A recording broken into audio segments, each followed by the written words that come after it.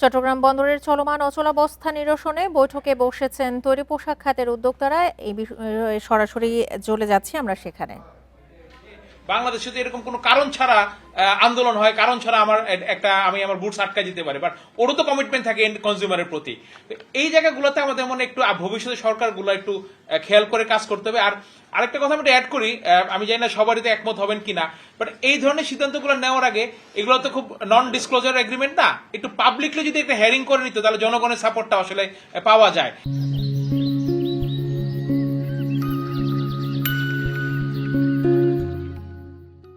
যে যারা নতুন নেবেন তারা রেটটা কোথায় রাখবেন, কারণ আমাদের কস্ট অফ ডুইং বিজনেসকে হাই হয়ে যাবে কিনা বিদেশিদেরকে দিতে গিয়ে। অফকোর্স এফিসিয়েন্ট হবে, but not at the rate of যে আমার cost of doing business high হয়ে যাবে। তো এই জিনিসগুলো যদি ক্লিয়ার করে নিত তাহলে মনে হয় যে আরো জিনিসগুলো সহজ হতো সবার জন্যই, প্লাস যারা করবেন তাদের চাকরি থাকবেন কিনা, তাহলে তো কোনো আন্দোলনের কোনো সৃষ্টি হয় না। তো আমি বিটেমের সম্মানিত সভাপতি মহোদয়ের সাথে একমত যে এখানে আসলে সরকারের একটা বড় ব্যর্থতা ছিল, তারা জিনিসগুলোকে খুব নাইসলি হ্যান্ডেল করতে পারে নাই। বাট আমি আশা করব যে আজকে থেকেই হয়তো পোর্ট ইনশাল্লাহ চালু হয়ে যাবে এবং আগামীতে যেন এই ধরনের কোনো ঘটনা না ঘটে এর থেকে শিক্ষাটা নিতে হবে আমাদের। ধন্যবাদ।